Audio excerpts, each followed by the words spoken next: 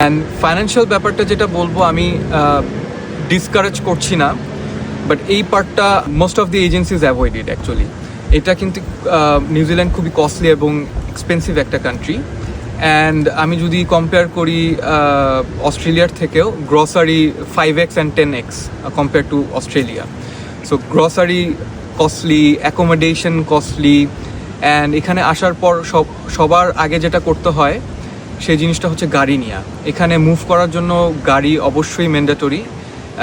আপনি বেশি দিন হচ্ছে পাবলিক ট্রান্সপোর্টেশন দিয়ে আপনি কভার করতে পারবেন না। যেহেতু বলছিলাম যে এক্সপেন্সিভ, পর্যাপ্ত পরিমাণ আপনারা ব্যাকআপ নিয়ে আসবেন। আমার সাজেশন থাকবে আপনারা হচ্ছে ফিজ ক্যালকুলেট করবেন যে আপনার ফিজ কত, 1 বছর হলে 1 বছরের, 1.5 বছর হলে 1.5 বছরের। অ্যান্ড এটার পরে আপনারা চিন্তা করবেন যে আপনি যদি ব্যাচেলার আসেন, ব্যাচেলার হিসেবে আপনি $20,000 মিনিমাম আপনার 1 বছরের কস্ট চিন্তা করবেন।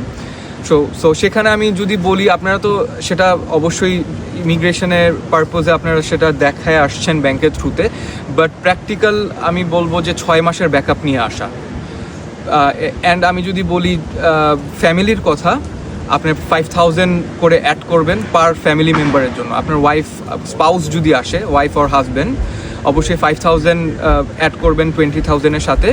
অ্যান্ড যদি বাচ্চা থাকে সেক্ষেত্রে পার চাইল্ডের জন্য আপনার 5,000 করে অ্যাড করবেন।